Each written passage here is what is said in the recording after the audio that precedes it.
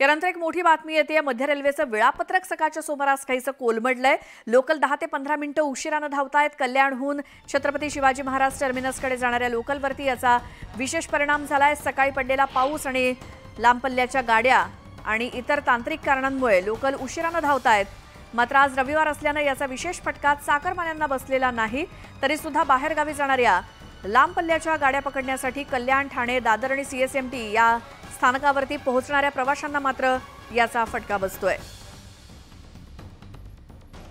अधिक माहितीसाठी जाऊयात। आमचे प्रतिनिधी गणेश गायकवाड आपल्या सोबत आहेत। गणेश, कधीपर्यंत हा जो काही तांत्रिक बिघाड आहे, जो काही खोळंबा झालाय, तो सुटू शकतो?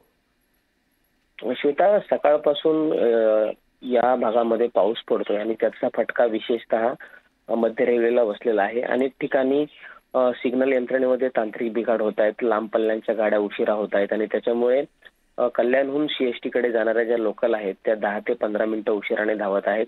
सुदैवाची बाब म्हणजे आज रविवार आहे, चाकरमानी मुंबईला पोहोचणार नाहीये। मात्र लांब पल्ल्यांच्या गाड्या पकडण्यासाठी, बाहेरगावी जाण्यासाठी कल्याण, ठाणे, दादर, सीएसएमटी या स्थानकावर पोहोचण्यासाठी जे प्रवासी लोकलने प्रवास करतायत त्यांना मात्र याचा फटका सहन करावा लागतोय।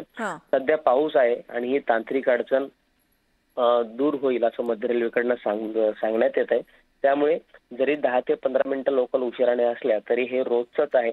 मात्र याचा त्रास प्रवाशांना सध्या तरी सहन करावा लागतोय। श्वेता, गणेश, धन्यवाद या माहितीसाठी। आणि यानंतर एक नजर टाकूया टॉप 18 न्यूजवर।